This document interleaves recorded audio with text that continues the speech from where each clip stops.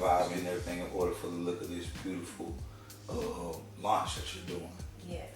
And I mean, I cannot be more proud of the progress you've made. Thank you. And the trajectory that you're on. That's the most impressive thing to me, the trajectory and the amount of time that it's taking you to get to new heights. You're always achieving on the same line of what you set out to do. And I think that's very important because so many successful people, I mean, quote unquote, that word, they could be successful all over the place. Yeah. But, you know, to me, that's not really where it's at because that's going to create some sort of chaos. Yeah, just picking up, I think we were just talking about the trajectory you're on and the heights you're taking your Clutch brand to. And I'm grateful to just be along the journey because, you know, that's really where it's at. That's really where you gain your riches and experience all that good stuff and that you could then offer to the world. Yeah. But, you know, I mean, we could just start with the brand itself, Clutch. I mean, I understand what that embodies. When I talk to others about it, you know, I say it's definitely representative of the owner. Yeah. So what's your take on that? So the term clutch, I first heard about in sports or basketball. It's a term that is used very heavily, and it's a term that's used to define some of my favorite players that were in the league: Michael Jordan, Kobe Bryant, of course. And so that's a term that I've always gravitated to whenever I've heard it. I played basketball, and I was a clutch rebounder, so they knew that's what I was known for on the court. So that's just something that has stuck with me since then. But as far as it applying to my brand, like that's what I am in the fashion industry. I started off styling, I went into sales, I went into retail management, and that was just kind of the person that it came to be when it came to fashion. That was the person that if you need something, I got it for you. Yeah, and like when I was styling people, like if they couldn't get something, I would always come through in the last minute and you could count on me to come through. So when it was time to pick a name for my business, it had to be something dealing with me being able to come through at the last minute and under pressure. And under pressure. Well, I think it's fitting, you know, knowing you and, you know, like you said, it's been a long journey. Yeah. And it's an ongoing journey. Like I'm aware of, you know, you being a stylist and all the different roles you've played in the fashion industry. Yep. And you've always played it big. And, you know, that always stood out to me. And like I feel like you're destined for, you know, the heights and the success that you got coming to you. But, you know, getting more focused on the featured product. Yeah. This gorgeous Clutch bag right here. Yeah. I know that this is an exclusive, correct? Yes, it is. And like, what are some of, I mean, I'll let you fill in the gaps on like, what's the differentiator? So for one, the material itself Okay. is an exclusive. It's something that my manufacturer doesn't have consistent access to. Okay. So And what is that? Python. Okay. Yeah. So they don't have regular access to this material. So this could be the last time I could launch this product because it's not something that they have access to. So I wanted to do it different with this one. So I changed the inside of the bag. So the lining is red versus the normal black. So just we're gonna make it exclusive all the way around. Okay, and was there any symbolic reasoning with the Python print? I could think of a few in regards to Clutch, but were you know, persuaded at all by the Python itself? Yeah, absolutely. For one, in the fashion industry, this is known as a neutral color. It can pretty much match back with anything that you have in your wardrobe.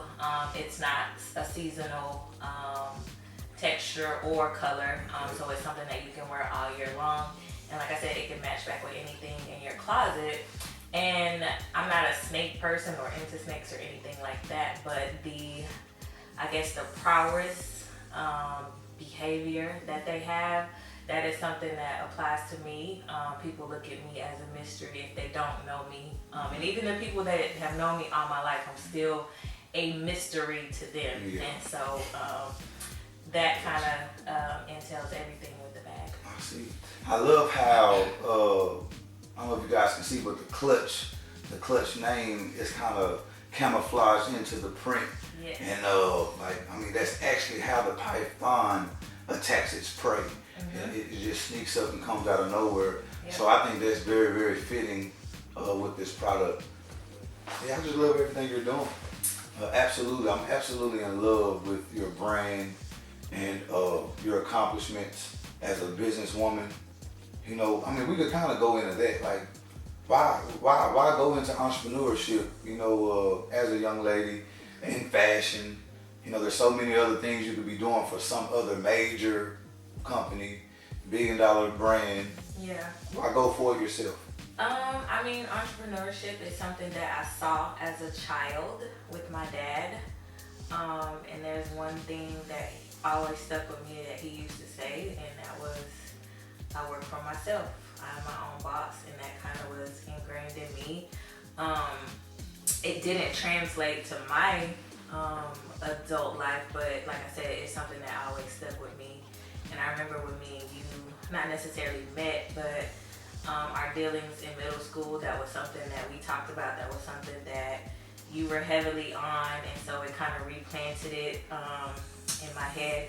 And then just kind of fast forwarding to when I got into the fashion industry and I was working, and I was really good at what I did, whether it was styling, selling, retail management. You know, I was firing on all cylinders, with whatever role I was in. And so I'm like, man, I'm working really hard doing this, bringing in X amount of money for someone else. Like, if I can do this for someone else, I can for sure do it for myself. So that was kind of the nail on the head, making that transition.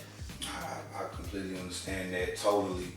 And there's so many others out there that might find themselves in that same position. And I know it had to take some courage to buck that system and go out for yourself. And it usually kind of comes from being a clutch person. You know, if you would set out on your own, burn all bridges, you knew it would be up to you and only you to make it work. And if you got that clutch in you, you know, you should be able to come out on the right side of that. Yep. So, talking about the featured product here, you got this beautiful bag. I remember the first experience, not with this one because I understand this is an exclusive, right? Correct. Okay, I remember you presented the first all black clutch bag, the staple. Once I seen it, once I was able to put my hands on it, my response was complete ecstasy because I really felt like you hit a home run with this product. And now, you know, you do have a little history in that. That launched with extremely well. Yes. Just that little part, like, did you know when you first did the clutch bag that it was going to be such a success? I didn't. It took me by surprise. Of course, you know, I am my own worst critic. Mm-hmm. So when I first got the sample in of the black bag, I was dissecting it. And you know me, you know how I am. And I presented it to you and I'm like, what do you think? Blah, blah, blah. So, but no, I did not. I mean, I knew it was a really great looking bag, and I would wear it out. Before I even presented it to the world, it would be all eyes on the bag. So I knew I was onto something. I just didn't know that it would hit like that. Yeah. I know you might think that adjective ecstasy that I say I felt, that right there kind of let me know it was going to be a home run.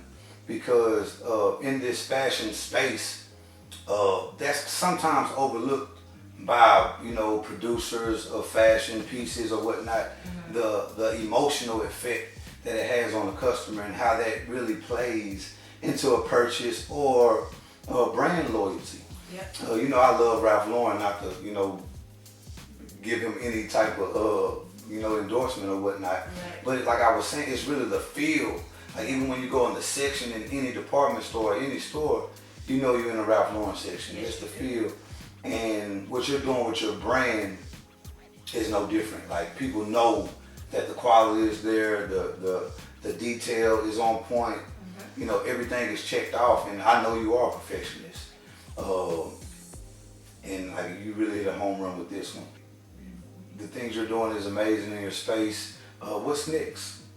I mean, am I able to ask that? Can we get any type of? Yeah, so 2021 is coming up, Of course. so we've already started on the bags for that. I want to do some wallets. I want to go ahead and launch Clutch Man. So that's going to be my line for the guys. Oh, exciting, cool. I've heard the fellas, they come up to me like, where the men stuff at? So I want to go ahead and start putting that into process as well. Sounds good. Well, like I say, I'm always blessed and honored to be a part of your journey. I know the future is very, very, very bright for you, and I just wish you continued success. Keep going after your goals. Thank you. And being clutch. Thank you. I appreciate that, and thank you for being a part of my journey.